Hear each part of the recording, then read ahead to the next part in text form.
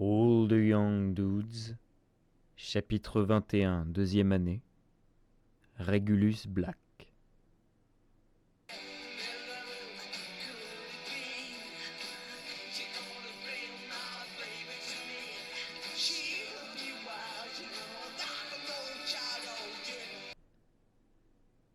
Rémus s'agrippa si fort les poignets de sa vieille valise abîmée que ses jointures étaient devenues blanches. Son estomac faisait des soubresauts alors qu'il observait la foule animée. Cette fois-ci, la directrice l'avait laissé traverser la barrière, bien qu'elle ait détourné le regard à la dernière minute, terrifiée. Elle était maintenant loin derrière, du côté moldu de la plateforme, et il n'aurait pas à la revoir pendant 10 mois. La veille, il avait fait un terrible cauchemar dans lequel il arrivait à King's Cross mais ne parvenait pas à se rendre sur le quai 9 3/4. Rien de tout cela n'avait été réel. La magie, les baguettes, les sorciers, ses amis. Mais Rémus essaya de chasser ces images de son esprit alors qu'il regardait avec impatience autour de lui à la recherche d'un visage familier. Alors ils t'ont vraiment laissé revenir, l'interpella une voix froide. Les critères de sélection sont vraiment de plus en plus bas. Rémus sentit ses épaules se crisper. Pourquoi la première personne qu'il rencontrait devait être Rogue? Va te faire voir, Servilus, cracha-t-il. Il carra les épaules, se tourna pour faire face au Serpentard et lui adressa son regard le plus mauvais. Ah, qu'est-ce que c'est que cette odeur? Demanda Rogue de sa voix traînante en plissant son gros nez. Rémus devint cramoisi. Il puait l'antiseptique, il le savait. La directrice avait eu la main un peu trop lourde ce matin. Je t'ai dit d'aller te faire voir, persifla Rémus, les dents serrées et en levant les poings. Il vit Servilus reculer légèrement. Rémus était conscient de l'image qu'il renvoyait. Il avait passé 2 mois sans magie, entouré de garçons plus grands et plus forts que Rogue. Il était tendu comme un piège à ours, prêt à frapper à la moindre provocation. « Hé, crâne d'œuf !» Une autre voix s'éleva au-dessus de la foule. Un garçon avec des lunettes et des cheveux noirs de jet ébouriffés était penché par la fenêtre de l'un des wagons et lui faisait des signes de la main. Rémus sourit, oubliant qu'il essayait d'effrayer Séverus, et lui fit un signe en retour. Il se frotta la tête inconsciemment. Ses cheveux avaient poussé pendant qu'il était à Poudlard, mais la directrice les avait complètement rasés dès son retour à Saint-Edmund. Il ressemblait de nouveau à un voyou. Jetant un dernier regard hostile vers Rogue, Rémus prit sa valise et se dépêcha de monter dans le train, se faufilant parmi les autres élèves pour atteindre le wagon où ses amis l'attendaient. « Lupin !» Peter se leva d'un bond, excité. Mais il sembla ne pas savoir quoi faire une fois sur ses pieds. Il n'allait certainement pas s'enlacer comme des filles et apparemment, les poignées de main n'étaient pas de mise. À la place, Petit Gros lui tapota maladroitement le bras. « Salut les gars !» leur dit Rémus en s'asseyant, souriant tellement qu'il en avait mal aux joues. « Comment ça va ?»« C'est nous qui devrions te demander !» répondit James en lui frappant le bras. « Pas un seul hibou de tout l'été !» Rémus jeta un regard furtif à Sirius. Il n'avait apparemment pas parlé de la lettre qu'il lui avait envoyée. « Tu sais que je suis quasiment moldu pendant les vacances, » répondit-il. « Je n'avais même pas accès à ma valise pour faire mes devoirs. Ils l'ont confisquée. » Ce n'était pas tout à fait vrai. Rémus avait demandé à la directrice de mettre ses affaires scolaires sous clé, terrifié à l'idée que les autres garçons puissent les voler. Quant à ses devoirs, il ne les avait pas faits parce qu'il n'avait pas été capable. Il y eut un reniflement dédaigneux dans un coin du compartiment. Rémus leva les yeux, fronçant les sourcils. Assis sur le siège à côté de Sirius, il y avait un autre garçon, plus jeune, avec les mêmes yeux bleus océan, les mêmes longs cheveux noirs et les mêmes traits caractéristiques des Blacks. Des lèvres pleines et des pommettes qui pourraient couper du verre. « Voici Reg. » Sirius fit un signe de tête désinvolte dans sa direction. « Dis bonjour, Reggie. »« C'est Régulus, » corrigea le garçon d'un air irrité et de sa haute voix au fort accent aristocratique. « Mon frère adoré, » précisa Sirius en levant un sourcil en direction des 3 autres. « Salut, Régulus !» James lui sourit et lui offrit une main amicale. « Je suis James Potter. » Régulus regarda sa main comme si elle était sale. Sirius lui donna une claque sur la tête. « Arrête de jouer au petit con, » lui dit-il d'un ton sec. « Ce sont mes amis. »« Je ne voulais pas m'asseoir ici, » répondit Régulus. « C'est toi qui m'as obligé. »« Oh, bah vas-y, casse-toi alors. Je ne sais même pas pourquoi je me suis donné cette peine. » Régulus se leva, impassible, et sortit du compartiment en claquant la porte derrière lui. « Waouh ! Il a vraiment ce charme spécifique de la famille Black, commenta James en souriant. Sirius secoua la tête, l'air désespéré, et posa un pied sur la banquette d'en face en appuyant un coude contre la vitre. Le sifflet retentit, le train s'ébranla pour quitter la gare. Je n'aurais pas dû m'attendre à autre chose, marmonna Sirius. Ils lui ont totalement lavé le cerveau. Et il est énervé contre moi.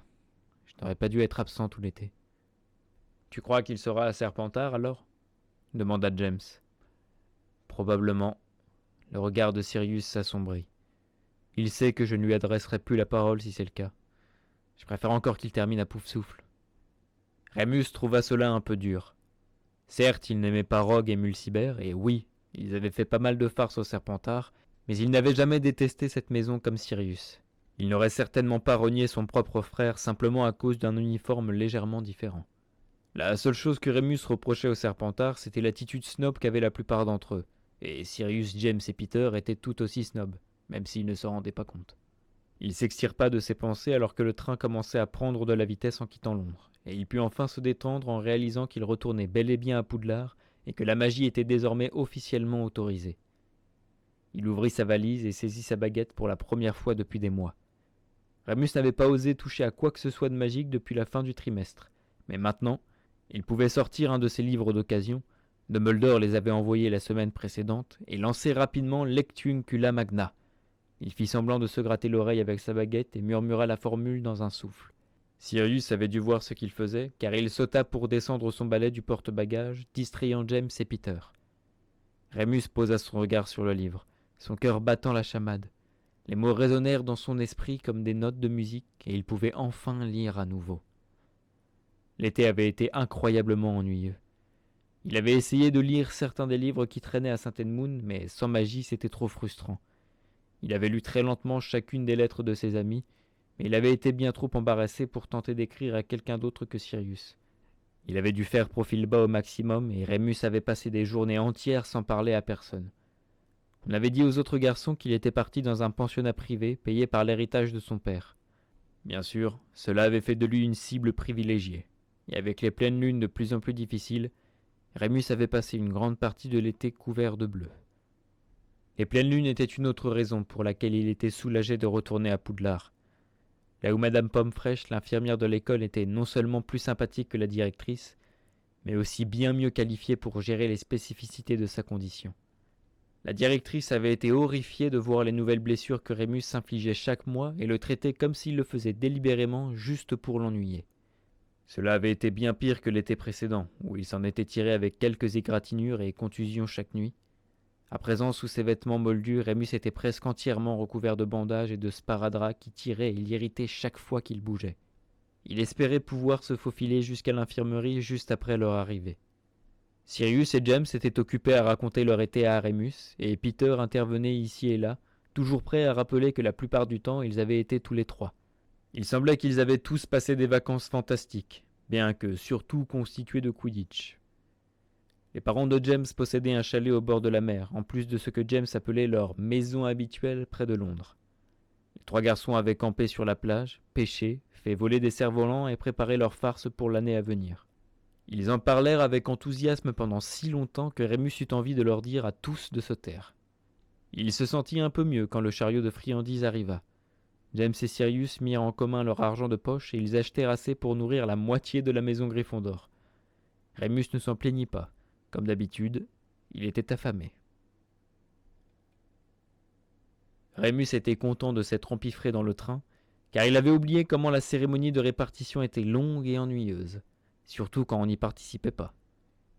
Régulus fut bien sûr envoyé à Serpentard, ce qui n'étonna personne sauf Sirius. Rémus l'entendit expirer fortement, l'air incrédule.